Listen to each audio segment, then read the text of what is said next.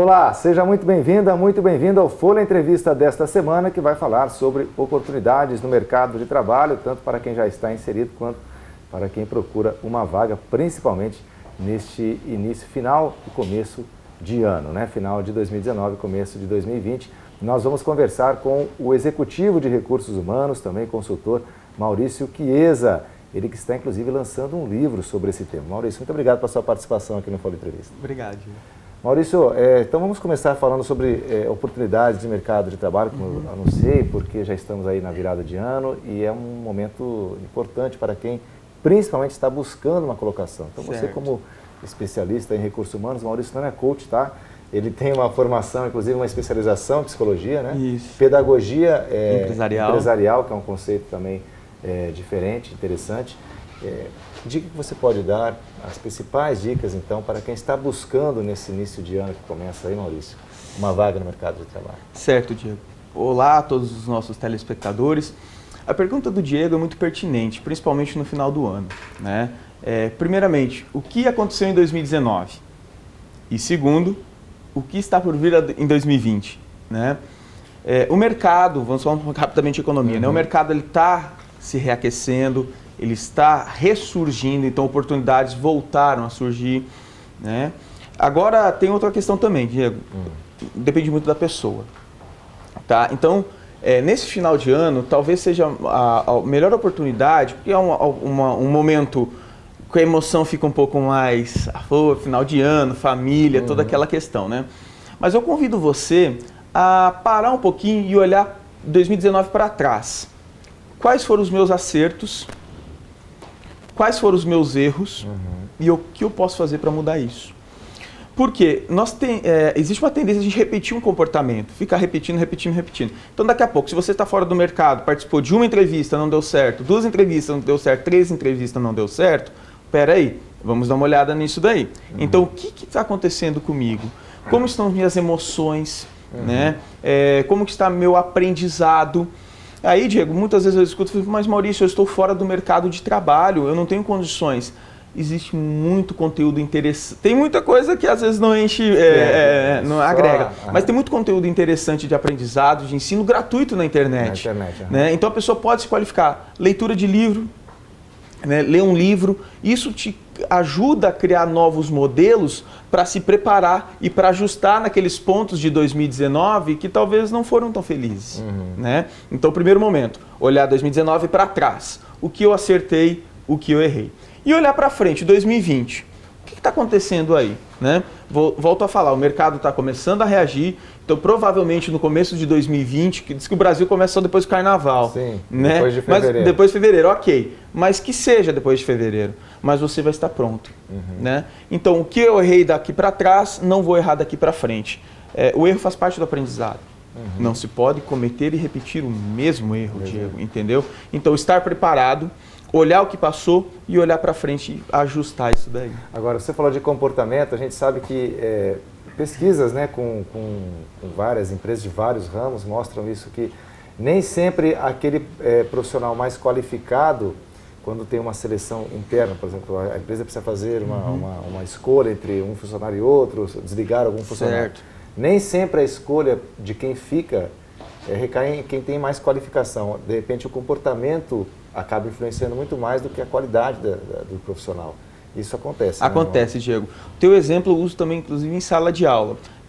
Talvez os mais novos não vão lembrar, mas os mais antigos sim. O Romário na Copa de 2002. Djalminha na Copa de 2002. Né? Os jogadores estavam voando baixo, jogando muito, mas por comportamento não foram convocados.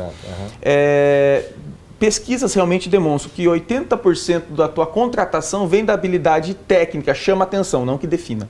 Certo. E 80% do teu desligamento é de ordem comportamental. E as organizações invertem, elas investem em torno de 80% nas habilidades técnicas e 20% nas habilidades comportamentais. Desnivela. Porque o comportamento não dá para mudar, às vezes, o profissional não muda. Né? Não digo que não possa mudar, ele pode ser resiliente, ele pode se adaptar. Porque cada empresa é uma empresa, cada cultura é uma cultura. Eu vou dar um exemplo. Se você é um profissional muito organizado, então nós temos metodologias de gestão, Lean, 5S, o que for. Você é uma pessoa muito organizada e você vai trabalhar numa empresa desorganizada Isso gera um sofrimento no trabalho, se chama psicodinâmica do trabalho. Você não está alinhado, não está com aderência à cultura daquela organização. O inverso também é verdadeiro. Se você é uma pessoa desorganizada e você vai trabalhar numa empresa organizada, acontece a mesma coisa. Ah, Maurício, mas eu preciso trabalhar. Todos nós precisamos, a não sei quem nasceu, eu Mega Sena da virada aí, né? Mas se você não está com aderência à cultura da organização, você vai ter um sofrimento psíquico no trabalho, você não vai produzir, você não vai se relacionar bem, você vai ter gatilhos de comportamento de ofensa, de agressão, não físico, verbal, um tratamento ríspido. Né? Por quê? Porque o teu mindset está olhando a necessidade de me adaptar a algo que não é compatível ao que eu sou. Então eu tento ser o que eu não sou para que o outro veja que eu sou e isso não dá certo. E a pessoa realmente acaba sendo desligada, né? Agora, você disse, né, quando isso acontece, quando o profissional é mais desorganizado, a empresa é organizada, e agora quando o problema está muito mais na empresa do que no profissional, Maurício? Diego, ninguém é obrigado a trabalhar em lugar nenhum. Se você foi em algum lugar e mandou o currículo pedir um emprego, então você está se candidatando. A empresa não foi na sua casa, te laçou e trouxe. A cultura organizacional, a definição de cultura organizacional são as regras da empresa. Sejam elas escritas, explícitas ou informais, sentidas. Certo. Tá? É natural a gente sempre culpar o outro. Né? Ah, mas a culpa é da empresa. Tá. Lembra que eu olhei em 2019 que passou, o que eu errei? Peraí, o que está acontecendo? Será que realmente é a empresa? Aí vem aquelas habilidades de empatia, simpatia, procurar entender. Né? E volto a falar, nós criticamos muito o outro em relação aos nossos resultados. Nós somos os únicos responsáveis pelo caminho que nós trilhamos. Eu não posso culpar o A, o B ou C por ter ido daqui a Cambé, a Rolândia, São Paulo, a Curitiba. Eu tomei a decisão. As pessoas que estão ao meu entorno podem cooperar e às vezes até dificultar, mas cabe a mim aceitar. Ok? Então, se aquela pessoa não está com aderência, talvez seja importante ela refletir, ela meditar sobre isso e ela também procurar um outro caminho. Ah, mas eu preciso trabalhar. Ok, beleza? Não deixe de fazer o que você faz. Porque às vezes as pessoas estão nessa questão de estar descontente com o trabalho, exatamente, começam a faltar. Não esqueça que você tem um lastro, você tem um legado. Essa tua história vai acompanhar você o resto da vida. Então, teu primeiro, segundo, terceiro emprego, experiência de trabalho, vai refletir nas demais. Então, daqui a pouco você está infeliz, às vezes é até mais digno, desculpa, não estou contente, vou. Aqui no Brasil, não entra agora na questão da reforma trabalho e tudo mais, tem muito essa cultura dos meus direitos, né? O teu direito está garantido, a questão de desligamento ou não e ter acesso a isso é outra discussão. Né? E fica muito disso, a pessoa ser forçada para ser desligada. Está mudando isso, Diego, está mudando, porque a legislação está mudando e o perfil das pessoas também. Agora as pessoas estão buscando um propósito, o porquê eu faço, o que eu faço. Aquela questão de ser organizada ou desorganizada, as pessoas já estão automaticamente indo para as empresas que têm o mesmo DNA, a mesma cultura, a mesma identidade da pessoa. O mesmo propósito. Né? Isso gera engajamento. Salário importante mas daqui a pouco o salário que você recebe numa empresa que te adoece não vale a pena. Eu conheço N pessoas, N executivos, N profissionais que trocaram uma empresa para ganhar menos, para ser mais feliz, para ter tempo com a família. Mais qualidade de vida, né? Mais qualidade de vida, exatamente. Tudo que vem a curto prazo, às vezes não sustenta a longo. Então eu quero agora já a ansiedade, né? Essa necessidade. Até no meu livro eu falo sobre a gratidão, né? A nossa tendência é sempre reclamar e culpar o próximo. Nunca está bom, nunca estou satisfeito. Nós sermos, às vezes, inconformados, insatisfeitos em doses adequadas, nos move para frente. Agora, se eu conquistei um carro, amanhã eu quero um navio. Conquistei um navio, amanhã eu quero um avião. Você sempre vai estar em loop e sempre insatisfeito. E a partir do momento que você é grato, né? O que é grato? Agradecer. A graça é descer, né? A tua energia muda e você consegue novos resultados e até melhores. Então, no que você comentou, às vezes o problema da empresa, pode ser que seja um pouco o problema da empresa também. Mas até que ponto eu vou culpar o outro? Se eu estou ali por livre, espontânea vontade. De repente é melhor até a pessoa pensar se exatamente. É o caso de continuar. Você comentou, eu não sou coach, conheço N profissionais coach, extremamente competentes, existe coach de carreira. Então, às vezes, a pessoa precisa se reordenar. Eu lembro que no terceirão, quando eu fiz vestibular, lá em 2000, eu fiz alguns testes vocacionais, né? Porque aquele adolescente, 16, 17 anos, o mundo para explorar sem saber o que... Comissário de voo, jornalista, e me encontrei na administração por lidar com questões pragmáticas de gestão e relacionais. Então eu atuo com qualidade, pessoas e responsabilidade social. Eu me encontrei, né, dentro de uma nova abordagem que chama Ikigai. Né? Qual o seu Ikigai, sua razão de existir? Então eu me encontrei. Então, tanto na vida executiva empresa, quanto na vida acadêmica docente. Né? Às vezes os alunos perguntam, professor, trabalha também ou só dá aula? Né? É uma pergunta básica, né? Como se o dá aula não trabalho. Né? Mas eu vejo a docência realmente como uma paixão. Né? Não largo uma nem outra, eu creio que conduzindo as duas agregue. Então, olhe para o que você produziu, olhe para o que você performou. Seja grato, porque essa questão da gratidão te vê os resultados das qualidades. Às vezes, Diego, nós conquistamos as coisas e não valorizamos as nossas conquistas, por mínimo que seja. A gente está esperando ganhar na Mega Sena, ao invés de poupar um pouquinho e trocar de carro. No final do ano, paga na vista. Não, me endivido agora, faço um financiamento a perder de vista, pago 3 vezes o valor. Se enrola de né? Agora, a pessoa que está, nesse caso, por exemplo, que você mencionou, há uma insatisfação, cabe a ela, de repente, repensar se é o caso de continuar. Como é que se dá esse processo, Maurício? Qual deve ser a conduta para quem está de olho, de repente, em uma outra oportunidade, ainda empregado? Primeiramente, a pessoa tem que se reconhecer, saber o que é importante para ela. Né? Ela se conhecendo, ela sabendo o que é importante para ela, ela consegue visualizar para onde ela quer ir. Tal da metáfora do empreendedorismo, Alice no País das Maravilhas, né? Para onde você quer ir? Não sei, então qualquer caminho te leva lá. Isso vale para a sua carreira também. Para onde você quer ir? O que você quer ser? Tem muita pessoa, Diego, que hoje que eu conheço, convivo, por exemplo assim, tem um colega lá em Cascavel. Ele fez medicina, se formou em medicina, entregou o canudo para os pais, foi fazer música. Que o sonho dele era ser músico. Entendeu? Então ele teve uma formação por resposta à necessidade da família, que tem toda a estrutura médica, clínicas e tudo mais. O legado da família, no caso, ele não quer. Ele se formou, tá aqui, pai e mãe, o canudo aqui, vou ser músico, vou fazer faculdade de música, posso ser feliz. Tá? Então, primeiro, a pessoa se reconhecer. Segundo, a partir do momento que ela se reconhece, ela consegue potencializar o que ela tem de melhor. Né? Que eu estava falando, pessoas hoje que já estão num nível executivo, um nível profissional com uma certa estabilidade financeira, estão voltando a fazer uma segunda graduação ou uma segunda qualificação. E eu vou te dar um exemplo disso. O que abriu de escola de culinária por aí? Pois é. Né? Não é uma formação necessariamente, uma graduação, mas é um curso. Então a pessoa, poxa, eu sou um advogado, eu quero aprender de culinária. Né? Uma coisa em executivos de alto escalão, porque quanto mais você também cresce profissionalmente, até as amizades ficam um pouco mais seletivas. E o ser humano é um ser social, ele tem necessidade de interação. Tá? Então o que acontece?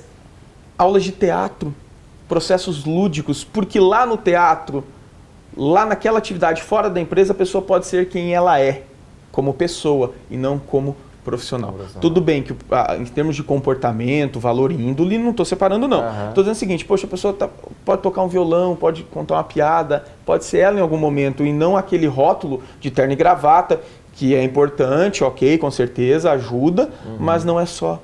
Então, quanto mais nós subimos profissionalmente, mais carente em termos de afeto nós ficamos. Né? Porque algumas brincadeiras já não são mais pertinentes, alguns convívios você tem que ter uma limitação, faz parte do jogo. Dependendo do cargo que você ocupa, você já não é mais chamado para aquela... Exatamente. E não, às vezes nem por maldade. Informal, exatamente, né? Nem por maldade, às vezes. É o darwinismo organizacional, né? A seleção natural. Então, automaticamente vai para lá, vai para cá, mas jamais, eu sempre falo o seguinte, antes de ser um bom profissional, seja uma boa pessoa. Que o profissional você agrega, a pessoa você é. Exatamente. Entendeu? Agora, no teu livro, você também aborda, nesse livro, a questão da pedagogia empresarial também. Exatamente. Tem algumas linhas de educação corporativa e pedagogia empresarial, né? Na maneira de... Pedagogia empresarial. Exatamente. Né? É uma área que está crescendo muito nas organizações, até rapidinho, Diego, por quê? Porque às vezes o déficit de aprendizado que a criança teve acompanhou na formação adulta e lá na empresa essa pessoa vai ter uma dificuldade de aprendizado em treinamento, em processo e tudo mais. Certo. Então entra para ajudar. Então o livro ele traz o que eu fiz, como eu fiz, por onde eu passei, resultados positivos, às vezes não, também que a gente aprende com os erros, tá? E por trás disso, a maneira de gestão, então usa liderança, usa conceitos da pedagogia, usa conceitos da psicologia. E tudo isso eu fecho no mote chamado gratidão, né? Então trazendo todo esse arcabouço de técnicas de abordagem de gestão, finalizando a gratidão, que é a minha linha de estudo, né? E aí o porquê disso? Como que algumas pessoas saem da teoria ao topo? Né? É a qualificação? É o comportamento? Ok, então a qualificação, educação, ensino, aprendizado depende do Maurício para que ele vai estudar e consiga. Né? Comportamento depende do Maurício. A partir do momento que eu exerço a gratidão, né, eu consigo reverberar essa energia às pessoas próximas que cooperaram, porque você não chega a lugar nenhum sozinho. E onde você chegou as pessoas te ajudaram. E aquela gratidão genuína, que é fazer sem esperar retornar, fazer porque realmente é seu valor, é seu propósito, gera uma onda positiva, e aí vem aquela discussão, por que algumas pessoas chegam lá, outras não? Por que algumas pessoas conseguem e eu não? Começa a olhar pela gratidão, muda teu mindset, porque nós temos o hábito, às vezes, de só reclamar. O que é reclamar? Repetir a aclamação. Então, eu reclamo, eu estou repetindo algo. Estou doente, eu reclamo, estou pedindo mais doença. A partir do momento que você para de reclamar, passa a aclamar e agradecer, que é a graça descer, eu não estou falando de religiosidade, certo. Eu estou falando de espiritualidade, é diferente. Muda. Então, a questão da gratidão te dá benefícios psicológicos, de pensamentos positivos, menos necessidade de controle ao entorno da matéria, questões fisiológicas, menos estresse, melhor qualidade de sono, e sem contar nas questões sociais, que você fica bem resolvido, né? Você não fica tratando mal as pessoas, e quem quer ficar perto de uma pessoa que trata mal a outra?